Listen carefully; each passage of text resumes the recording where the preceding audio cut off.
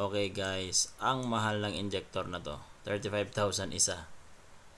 Okay, so video natin ngayon guys, check natin yung injector ng R4ZE. So 2 or 3 months na itong di umandar. So upon checking nga, yung dalawa grabe na ang backleak at defective na talaga yung injector.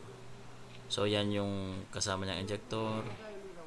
Tapos ito yung unit. Okay, kung makikita nyo, R4ZE. So checking nga talaga, sira na yung injector. So may budget naman sila dito, kaya ang sabi sa amin, bibili na lang sila ng 4 na injector. Okay, so fast forward tayo. Dumating na dito yung 4 na injector. So yun nga, 35,000 isa ang mahal.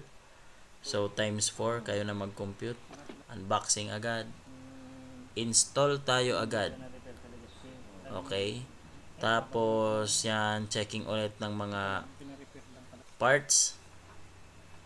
Okay, so paandar na tayo. Ayan, andar na.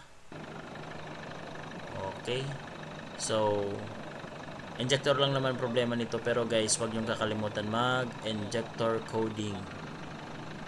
Yan na yung RPM test. Yan na. So good?